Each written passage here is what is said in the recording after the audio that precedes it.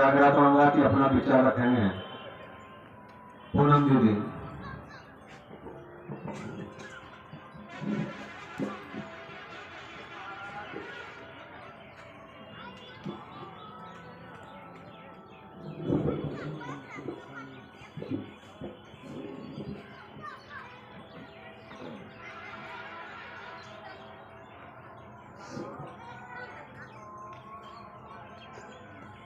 ज्ञान शक्ति समारूढ़ तत्वमाला विभूषितः भुक्ति मुक्ति प्रदाता च तस्मै श्री गुरुवे तस्मै श्री गुरुवे नमः। परम पूज्य आराध्य श्री सद्गुरुदेव बाबा के चरणों में नमन करते हुए आप सबों को एक साथ नमो नारायण। हम सभी लोग 3 दिवसीय ज्ञान मार्ग सत्संग बराड़ी मंच पर आयोजित 3 दिवसीय ज्ञान मार्ग सत्संग के आज दूसरे दिन सत्संग के उपस्थित हैं।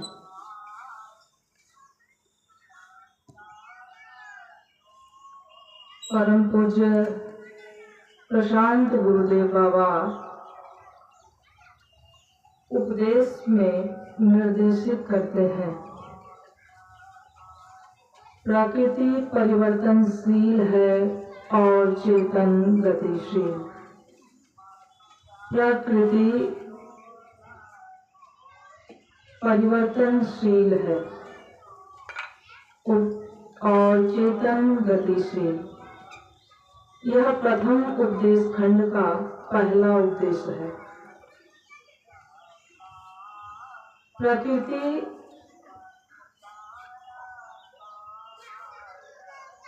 जड़ की सत्ता है और चेतन गतिशील अर्थात चेतन ब्रह्म की सत्ता है। इसमें 2 तत्व का विवेक किया गया है। प्रकृति अर्थात जड़ तत्व, चेतन अर्थात ब्रह्म की सत्ता जो चेतन तत्व है उसका विवेक किया गया है, जड़ और चेतन का। जड़ प्रकृति जड़ की सत्ता और चेतन ब्रह्म की सत्ता है।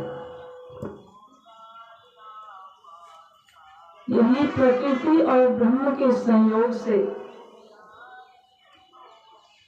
जीवन का निर्माण हुआ है। अर्थात इसे यह भी कह सकते हैं, जड़ और चेतन के संयोग से एक विलक्षण शक्ति जीव बोलते हैं और जीव की निरंतर गतिशीलता का नाम जीवन है। यह निरंतर गति करता है, देहांतर और लोकांतर, एक देह से दूसरे देह में, एक लोक से दूसरे लोक में।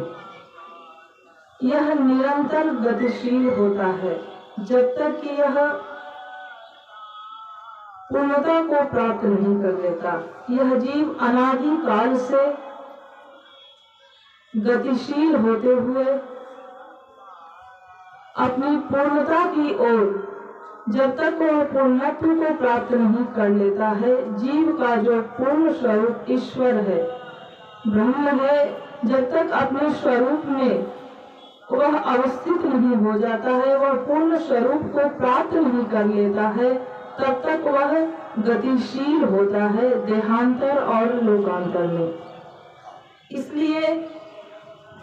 परम पूज्य प्रशांत गुरुदेव बाबा कहते हैं कि प्रकृति परिवर्तनशील है, यह परिवर्तित होते रहता है। परिवर्तन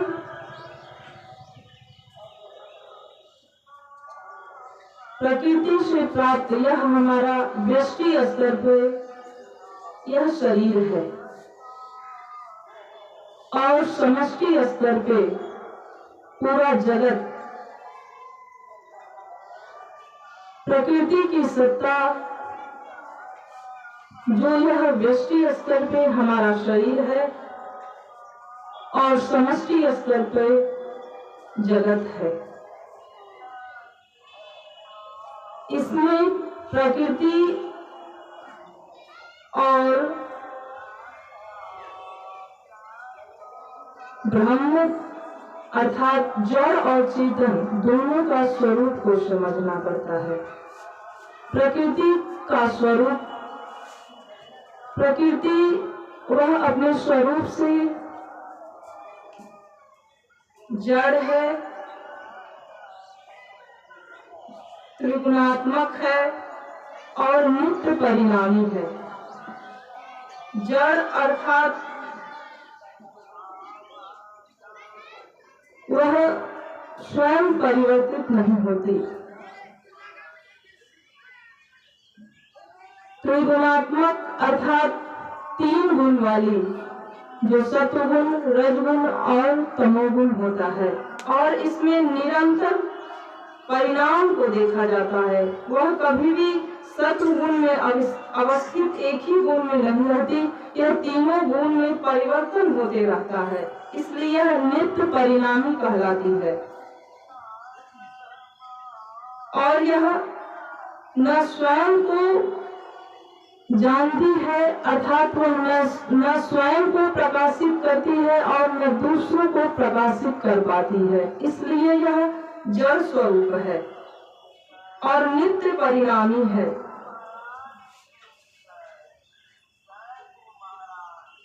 इसलिए प्रकृति परम पूज्य प्रशांत गुरुदेव बाबा उपदेश खंड 4 में निर्देशित करते हैं कि व्यंजन और स्वर, संख्या और समय क्रमशः प्रकृति और ब्रह्म है। जिस प्रकार से स्वर्ण वर्ण का उच्चारण, व्यंजन वर्ण का उच्चारण स्वर्ण वर्ण की सहायता से होती है, उसी प्रकार प्रकृति की सत्ता ब्रह्म पे आश्रित है। वेदांत दर्शन के अनुसार प्रकृति स्वतंत्र नहीं है, वह ब्रह्माश्रित माया है। ब्रह्माश्रित प्रकृति अस्ति अर्थात वो ब्रह्म पे आश्रित है। ब्रह्म पे आश्रित होकर के ही वह परिणमित होती है, इसलिए वह जड़ स्वरूप है। ब्रह्म की सत्ता पे अधिष्ठित होकर जड़ प्रकृति क्रियाशील होती है। अतः प्रकृति की परिवर्तनशीलता के सापेक्ष में चेतन की गतिशीलता मान्य है। प्रकृति की परिवर्तनशीलता के सापेक्ष में चेतन की गतिशीलता मान्य है। वह स्वयं प्रकाशित नहीं होती, न वो दूसरों को प्रकाशित करती है, इसलिए वह ब्रह्माश्रित अर्थात ब्रह्म पे अधिष्ठित होकर चेतित होती है। इस प्रकार से प्रकृति परिवर्तनशील है। यह व्यष्टि स्तर से जो हमारा यह शरीर है, इसी में यदि हम घटित करते हैं तो यह हम देख सकते हैं कि यह जो हमारा मानव का शरीर हमें प्राप्त है, इसमें एक समय हम बचपन, युवा और वृद्धावस्था को प्राप्त करते हैं। यह तीनों अवस्थाओं से हम गुजरते हैं। इससे यह सिद्ध होता है कि इसके भीतर जो चेतन आत्मा अवस्थित है वह एक ही है, उसमें कोई भी परिवर्तन नहीं होता। हमारे शरीर में परिवर्तन होता है, यह एक समय यह शरीर एक समय बचपन अवस्था में है और एक समय यह युवा अवस्था को प्राप्त होता है और एक समय यह वृद्धावस्था को प्राप्त करता है। इस प्रकार से यह सिद्ध होता है कि प्रकृति परिवर्तनशील है और इसकी परिवर्तनशीलता चेतन के सापेक्ष में होता है। यह स्वयं परिवर्तनशील नहीं होती है क्योंकि यह जड़ स्वरूप है, यह स्वरूप से जड़ है। इसलिए इस प्रकार से चेतन की गतिशीलता कहने का यहाँ पे तात्पर्य है, चेतन का दो स्वरूप है। वह मूल स्वरूप से निर्गुण, निराकार, निर्विचार और निराधार है।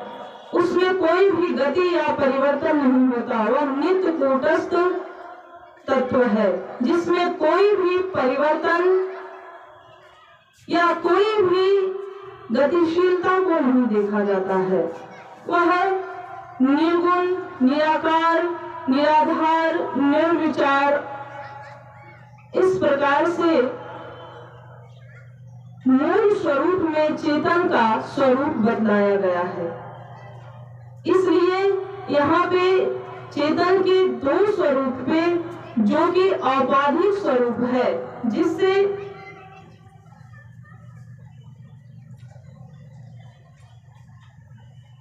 चेतन औपाधिक स्वरूप से उपाधि से युक्त होकर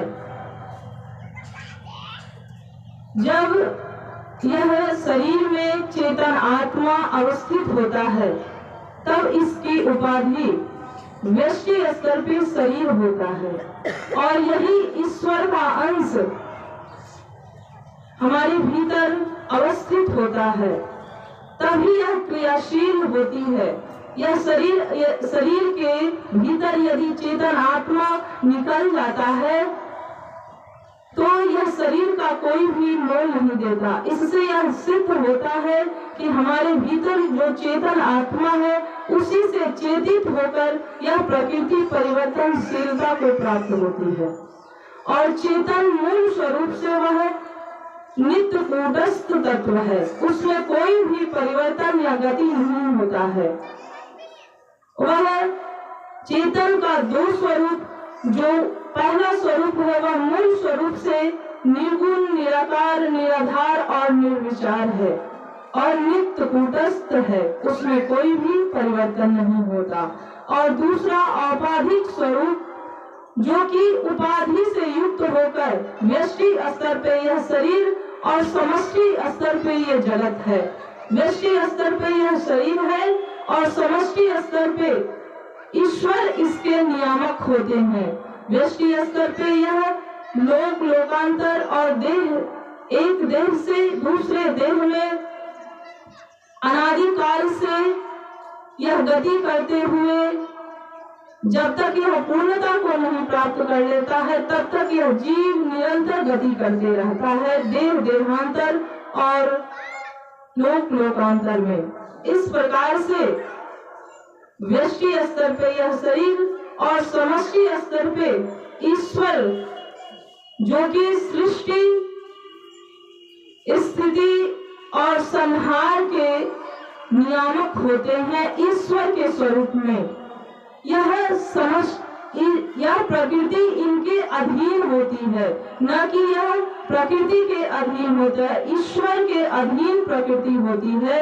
इस प्रकार से समष्टि स्तर पे ईश्वर जगत का निर्माण करते हैं और यह जगत, जो कि सृष्टि, स्थिति और संहृति के रूप में ईश्वर नियामक के रूप में होते हैं और जीव अपने नियामक ईश्वर, जो कि वह सीमित दायरे में, जीव एक सीमित दायरे में होता है, जीव प्रकृति के अधीन होता है, लेकिन जो ईश्वर होते हैं प्रकृति उसके अधीन होती है, ईश्वर के अधीन होती है। इस प्रकार से समष्टि स्तर पे ईश्वर का जो यहाँ पे गतिशीलता उनका देखा गया है। इसीलिए परम पूज्य गुरुदेव बाबा कहते हैं कि प्रकृति परिवर्तनशील है और चेतन गतिशील। चेतन गतिशील कहने का यहाँ पे तात्पर्य है समष्टि स्तर पे जगत और व्यष्टि स्तर पे यह शरीर को हम देख सकते हैं। इस प्रकार से प्रकृति परिवर्तनशील है और चेतन गतिशील। इस उद्देश्य पे हम कुछ बिंदु पे विचार किए। इन शब्दों के साथ अपनी वाणी को यहीं पे विराम देती हूँ। श्री सद्गुरुदेव बाबा के चरणों में नमन करते हुए आप सबों को एक साथ नमो नारायण।